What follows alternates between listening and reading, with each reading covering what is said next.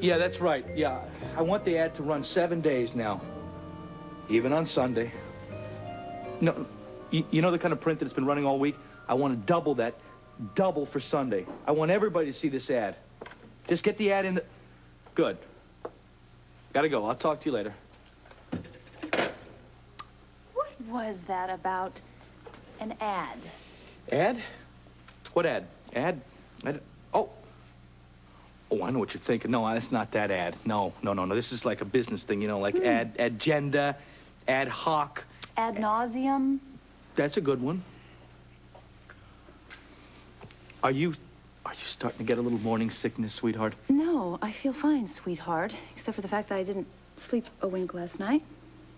One slow dance with me, you go haywire. That wasn't it. Fact of the matter is you got me all worried over the possibility of a dromare popping up and taking my diamonds. Oh, hey, I didn't think about that. As a matter of fact, I slept like a log last night. Well, good for you. You're just doing this whole thing to upset me, aren't you? No. I'll tell you what I'm going to do. I'll check the whole thing out, because I don't want to deprive you of any of your beauty rest. God knows you need it. No, thank you. You know, I have this feeling that if I want the truth, I'm going to have to find it for myself. I would hate to see you put our child in jeopardy. Shut up about our... What are you talking about, jeopardy? What jeopardy? Well, you were the last one to see that old skin-headed mobster alive. Shut up! Scott, you know I didn't kill him. Hey, I believe you, Lucy. I do. But, you know, those other Jeromes that may be running around out there, you know, they might be planning some sort of a mob retaliation, you know. Boom. Boom. Oh, great. Well, what am I... I'm not going to stand around then. I got to go find something to do. I got to figure this out. Listen, I would never let any harm come to the mother of my child. Never. Oh, you're ever. not the... Oh, what? Excuse me, Mrs. Quartermain. Is this the dress you're going to wear to the wedding? Yes, it is. Good for you. Now, why don't you just traipse on upstairs and lay it out on my bed, okay? Thank you. Wedding? What wedding? You really are dense, aren't you? Dawn and Decker's wedding. Oh, that wedding. Dawn and Decker. Silly me. Slipped my mind. You know something, don't you? No, I don't. I just know that, you know, I wasn't invited because, you know, I was involved in the annulment deal, so why would they invite me? Well, chop, chop. You don't want to keep your cousin waiting. Go, go, go. Oh. Whew.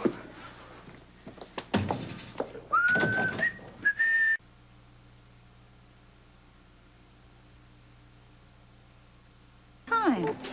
Well, those are my specifications, and just call me if you have something. Thank you so much. Well, hi there, darling. Morning. House hunting again, are you? Well, yes, you know, I am trying to find a home for our little family. I'm so thankful Buckingham Palace is in London. Oh, darling, that's a cute one. I'm getting the feeling you're a little worried about money, aren't you? Don't you think you're overestimating the value of these diamonds? No, I'm not. Regardless of that, I mean, you haven't even got your hands on them yet, and you have spent every single penny. I mean, next thing you know, you're going to be asking me for a loan. Oh, now isn't that silly? I mean, I would never ask my husband for a loan because, well, half of what's yours is mine already. And half of what's yours is mine as well. And that includes the diamonds. So, has Monica called to say what time the wedding is? No.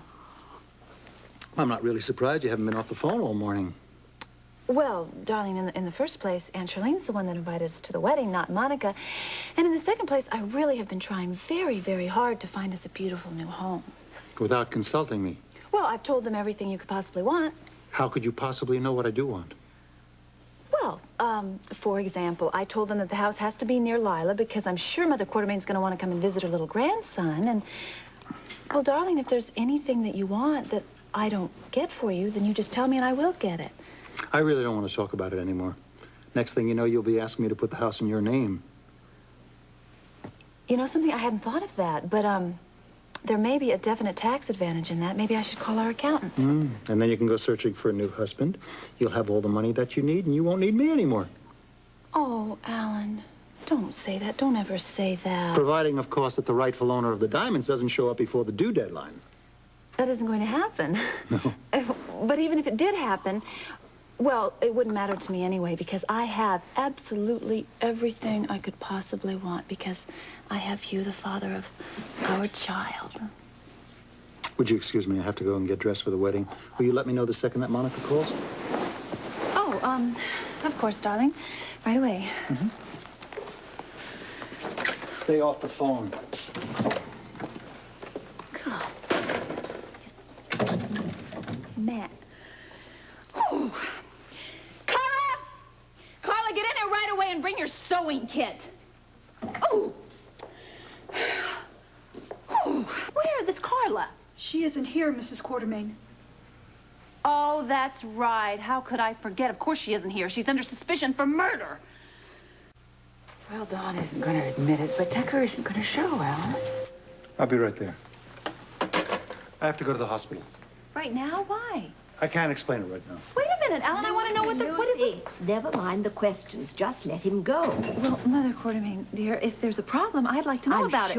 I'm sure Alan can handle it. But I like knowing these things. And speaking of problems, how is the house hunting going? Oh, well, to tell you the truth, Mother Quartermain, not really that well. I'm just a teeny-weeny bit frustrated by it all. Have you given any thought to the Harrington place next door? That dump? I beg your pardon. What I mean is, no, should I? Well, it has got in disrepair, but in its time it was quite lovely. Oh, I'm sure it was quite lovely, but I'm not really interested in a fixer-upper. What a pity. It would have been so convenient, and I'm sure you could get it at a very good price, because nobody's lived there since Victor Jerome rented it. Oh, the Victor Jerome, he lived there. Oh, yes, yes. In fact, I hear that a lot of his possessions are still there.